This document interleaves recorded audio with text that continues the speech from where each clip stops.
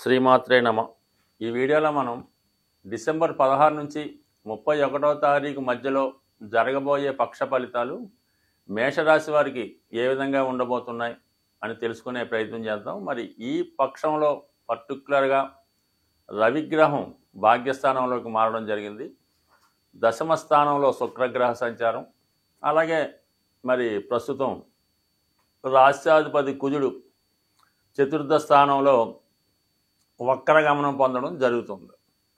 So ఇక్కడ ఈ పక్షంలో ముఖ్యంగా గత కొంతకాలంగా అష్టమ స్థానంలో వక్రగమనంలో ఉన్నటువంటి రవి భగవానుడు కొంత ఆర్థిక నష్టానికి ఇబ్బందులకి కారణమవుతూ మరి ఈ పక్షంలో 9వ స్థానంలోకి రావడం వల్ల జాతకుడికి గతంలో చేసినటువంటి ప్రయత్నాలు ఫలించే అవకాశం ఉంది. ముఖ్యంగా ఈ భాగ్యాధిపతిగా ఉన్నటువంటి గురువు ధనస్థాన సంచారం వల్ల జాతకుడికి ప్రభుత్వ పథకాలు అనుకూలంగా రావడం కానీ, జాతకుడు ఏదైనా ప్రభుత్వ రంగ సంస్థల ద్వారా ఏదైనా రుణ ప్రయత్నం కానీ, ఏదైనా ఒక ప్రాబ్లం నిమిత్తం సాల్వ్ చేసుకునే విషయంలో అయినా సమస్యలున్నా అవి ప్రభుత్వం ద్వారా జరగవలసినటువంటి పనులు మీకు ఈ పక్షంలో జరిగే అవకాశం ఉంది.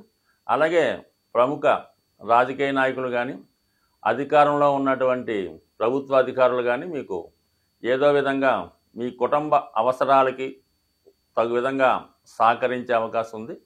అలాగే కుటుంబ విషయాల్లో ఏవైనా సమస్యలు, ఆర్థిక లావాదేవీలు, కుటుంబ సభ్యుల మధ్య అభిప్రాయ భేదాలు ఉంటే అవి ఈ వారం చాలా వరకు పెద్ద మనుషుల రాజీ మార్గం ద్వారా అవి పరిష్కారం అయ్యే అవకాశం ఉంది. అలాగే మీ కుటుంబంలో ఒకరికి కానీ, వ్యక్తిగతంగా మీకు కానీ, మీ తండ్రి గారికి కానీ వ్యక్తిగతంగా హోదా పెరిగే అవకాశం ఉంది. ప్రభుత్వ గుర్తింపు కానీ, ఒక సత్కారం కానీ జరిగే అవకాశం ఉంది. అలాగే మీకు టోటల్గా మీ యొక్క వ్యక్తిగత ప్రతిష్ట పెరుగుతుంది. ఎక్కడికి వెళ్ళినా కూడా ఒక మంచి గౌరవం పొందే అవకాశం ఉన్నది. ఇక దశమ స్థానంలో శుక్రగ్రహ సంచారం అన్నది జాతకుడు చేస్తున్నటువంటి ఉద్యోగ ప్రయత్నాలు ఫలించే అవకాశం ఉంది. ఒకవేళ వ్యక్తిగతంగా మీరు స్త్రీ అయి ఉంటే మీ భర్త గారికి ఏదైనా కొత్త ఉద్యోగ అవకాశాలు రావడం కానీ జరిగే అవకాశం ఉంటుంది. అలాగే వృత్తిలో సౌకర్యాలు పెరిగే అవకాశం ఉంది. వృత్తిలో సహ ఉద్యోగుల యొక్క సహకారం మీకు చాలా వరకు సంపూర్ణంగా కలిగే అవకాశం ఉన్నది. సో ఏదైనా ఈ రవి శుక్రుల యొక్క స్థితి జాతకుడికి చాలా అనుకూలంగా ఉండడం, ముఖ్యంగా ఆర్థికపరమైన అవసరాలకి తగిన ధనం రావడం జరుగుతూ ఉంటుంది అన్నమాట. అంటే రవికి 2వ స్థానంలో శుక్రగ్రహ సంచారం చేస్తున్నప్పుడు ప్రభుత్వ సంబంధించినటువంటి సంస్థల ద్వారా కానీ, ప్రభుత్వ సహకారంతో కానీ మన చేతికి ధనం రావడం జరుగుతూ ఉంటుంది. అలాగే ఉద్యోగ ప్రయత్నాలు కూడా ఫలించే అవకాశం ఉంది. అలాగే స్త్రీల యొక్క సహకారం జాతకుడికి ఎక్కువగా ఉండడం జరుగుతూ ఉంటుంది. అది ఎక్కువగా మరి సిస్టర్ అవ్వచ్చు, అలాగే ఫ్రెండ్ సర్కిల్లో ఉన్న అధికారంలో ఉన్నటువంటి స్త్రీలు జాతకుడికి ఏదో విధంగా ఆర్థిక సహకారం అందించే అవకాశాలు ఎక్కువగా ఉంటాయి. అలాగే మరి ఈ శని భగవానుడు లాభస్థానంలో ఇంకా కొద్ది రోజులు మాత్రమే ఉండడం జరుగుతూ ఉంటుంది. మరి ఈ సమయంలో మీరు ఏదైనా కొత్తగా ఏదైనా వ్యాపారం ప్రారంభించాలనుకున్నా, ఒక ఇండస్ట్రీ స్టార్ట్ చేద్దాం అనుకున్నా కూడా ఇది అనుకూలమైనటువంటి సమయంగా మనం భావించవచ్చు.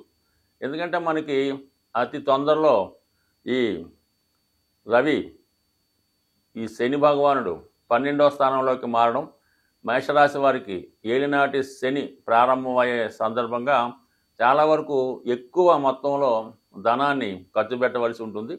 అది మనం ఒక 3 నెలలు ముందుగానే ఏదైనా ఒక సొంత గృహం నిర్మించుకునే ప్రయత్నం కానీ, ఒక ఇండస్ట్రీ కానీ, వ్యాపారం కానీ పెట్టే ప్రయత్నం చేస్తే మనకి చుట్టుపక్కలగా రావాల్సినటువంటి ధనం, అలాగే మన దగ్గర ఉన్నటువంటి వనరులు ఇవన్నీ కూడా దాన్ని సమీకరించి దాని మీద ఇన్వెస్ట్ చేయడం వల్ల నెమ్మదిగా మీకు అది ఫ్యూచర్లో పనిచేసే అవకాశం ఉంది. ఎందుకంటే మనకు కంపల్సరీగా ఈ ఏలినాటి శని ప్రారంభమైనప్పుడు జాతకుడికి ధన నష్టం జరుగుతూ ఉంటుందన్నమాట. అంటే ధన నష్టం ఎప్పుడు జరుగుతుంది? మన దగ్గర ఉన్నటువంటి ధనం మన చుట్టుపక్కల ఎవరైనా అప్పిచ్చేవాళ్ళు, మన బంధువులు ఉంటే ఈ ధన నష్టం వాళ్ళ దగ్గర తీసుకొని జరుగుతూ ఉంటుంది. అది ముందుగానే మీరు ఈ విధంగా ఒక గృహ నిర్మాణానికో, ఒక ఇండస్ట్రీ పెట్టడానికో వాళ్ళ దగ్గర వీళ్ళ దగ్గర ధనం తీసి పెట్టడం వల్ల మీకు ఆ ఒత్తిడి ఏ విధంగా ఉంటుంది?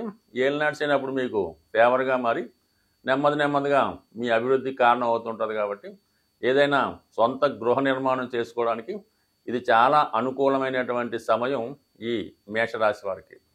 అలాగే దీనికి అదనంగా రాష్ట్రాధిపతిగా ఉన్నటువంటి కుజుడు చతుర్థ స్థానంలో సంచరిస్తూ వక్రగమనం పొందడం జరిగింది. ఈ కారణం వల్ల జాతకుడు తన వద్ద ఉన్నటువంటి స్థిరాస్తులు ఏవైనా ఉంటే వాటిని విక్రయించి వేరే చోట ఇంకా ఇంప్రూవ్మెంట్ అయ్యే చోట స్థిరాస్తి కొనడానికి ఉపయోగపడే అవకాశాలు ఎక్కువగా ఉన్నాయి. అలాగే స్థిరాస్తి కొనడానికి కూడా అంటే చతుర్థ భావ ఫలితాలు జాతకుడికి అనుకూలిస్తాయి. చతుర్థ భావ ఫలితాలు అంటే విద్యా సంబంధించినవి, స్థిరాస్తి సంబంధించినవి, ఇవి అనుకూలించడం వల్ల జాతకుడు ఈ సమయంలో ఏదన్నా గృహం కొనుక్కోవడానికి చాలా అవకాశం ఉంటుంది. కాబట్టి ఈ ప్రయత్నం కంపల్సరిగా చేసే అవకాశం ఉంది. అలాగే ఈ గురుగ్రహ వక్రగమనం ఈ కుటుంబ స్థానంలో ఉండడం వల్ల కుటుంబంలో ఏదో ఒక శుభకార్యం కానీ పుణ్య కార్యక్రమాలు కానీ జరిగే అవకాశం ఉంటుంది. కాబట్టి తగు విధంగా మీరు ఏదైనా ఈ గృహ నిర్మాణం చేసుకున్నప్పుడు చేసే కార్యక్రమాలు కానీ ఏదైనా వివాహ ప్రయత్నాలు కానీ ఏదైనా కుటుంబంలో ఏదైనా పుట్టినరోజు వేడుకలు అటువంటివి చేయడం వల్ల కూడా మీకు కుటుంబంలో ఏదో ఒక శుభకార్యం లేదా పుణ్య కార్యక్రమం జరిగే అవకాశం ఉంది. అలాగే లేదంటే మీరు కుటుంబ సమేతంగా మీకు దగ్గరలో ఉన్నటువంటి ఏదైనా గొప్ప పుణ్యక్షేత్రాన్ని దర్శించడం కానీ ఒక వివాహ వేడుకలో పాల్గొనడం కానీ ఈ పక్షంలో జరిగే అవకాశం ఉంది. సో ఇవన్నీ కూడా మీకు అనుకూలంగా ఉన్నప్పటికీ కూడా 12వ స్థానంలో ఉన్నటువంటి రాహుగ్రహ ప్రభావం వల్ల మీరు అనుకున్న దానికన్నా ఎక్కువ ధనం ఖర్చు అయ్యే అవకాశాలు ఉన్నాయి. మీరు ఏదైనా అమ్మే విషయంలో కానీ కొనే విషయంలో కానీ ఇతరులను కానీ మిత్రులను కానీ ఆశ్రయించడం వల్ల వాళ్ళు మిమ్మల్ని ఏదో విధంగా మోసం చేసి మీకు తక్కువ ధరది ఎక్కువ ధరకి కొనిపించే విధంగా వాళ్ళు లాభపడే విధంగా మీ చేత కొనిపించే అవకాశం ఉంది. కాబట్టి మీరు ఏదైనా స్థిరాస్తి కానీ వాహనం కానీ కొనే ప్రయత్నంలో దగ్గరుండి చూసుకుంటే మంచి తప్ప ఇతరులను నమ్మడం వల్ల అంత అనుకూలమైన విషయం కాదు. అందువల్ల ఏంటంటే ఎవరిని నమ్మకుండా సొంతంగానే మీరు చేసుకునే ప్రయత్నం చేయండి. అలాగే ఈ పక్షంలో ఆరోగ్య విషయంలో కొద్దిగా ఏజ్లో పెద్ద ఉన్నవాళ్ళు ఆరోగ్య విషయంలో కొంతవరకు జాగ్రత్త తీసుకుంటే మిగతా గ్రహాలన్నీ కూడా అనుకూలంగా ఉన్నాయి. కాబట్టి మొత్తం మీద ఈ సంవత్సరం చివరిలో వస్తున్నటువంటి ఈ పక్షం జాతకుడికి ఏదో ఒక శుభ ఫలితాలు కలిగే అవకాశం ఉంది. 2024వ సంవత్సరం చివరి పక్షంలోకి రావడం జరిగింది. మొత్తం మీద ఆడుతూ పాడుతూ ఈ సంవత్సరం అంతా గడిచిపోవడం జరిగింది. మరి 2024 న్యూమరాలజీ ప్రకారం 8వ సంఖ్య రావడం వల్ల ఈ సంవత్సరం ఎవరైతే బాగా హార్డ్ వర్క్ చేసి కష్టపడ్డారో వాళ్ళు పైకి రావడం జరిగింది. ఎవరైతే చాలా హ్యాపీగా జీవితాన్ని జాలీగా గడుపుతూ ఉన్నవాళ్ళు మాత్రం ఖచ్చితంగా ఇబ్బంది పడడం నష్టపోవడం జరిగింది.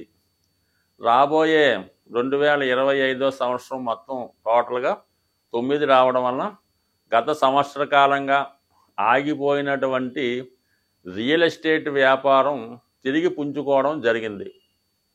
సాధారణంగా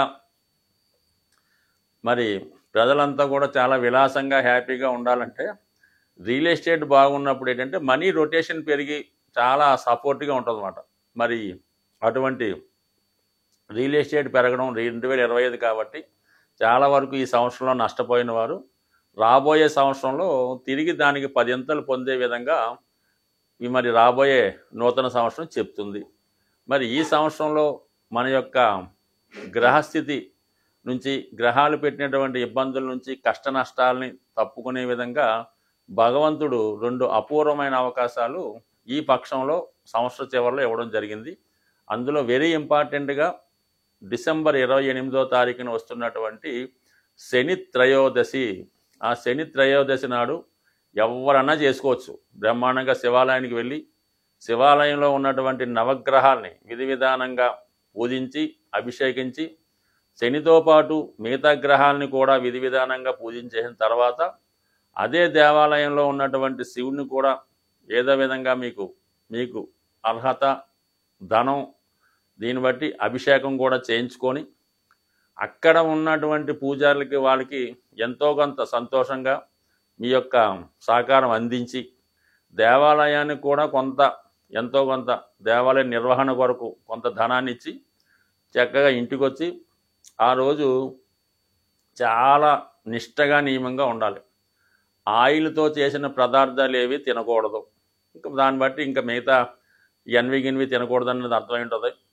అలా చెప్పలేదు కదండి అని కొన్ని తినేవాళ్ళు ఉంటారు, కానీ ఎట్టి పరిస్థితుల్లో కూడా కేవలం ఫ్రూట్స్, అలాగే ఏదో జావ లాంటివి తాగడం, ఆ ఒక్కరోజు నేల మీద సాపేసుకొని సింపుల్గా పడుకోవడం, మంచాల మీద కానీ అలాగే మిగతా కార్యక్రమాల్లో కానీ భార్య పక్కన కానీ అలా పడుకోకుండా చాలా బ్రహ్మచారులుగా స్వామి అయ్యప్ప దగ్గరికి వెళ్ళినప్పుడు ఏ విధంగా ఉంటారో ఆ ఒక్కరోజు గడపండి.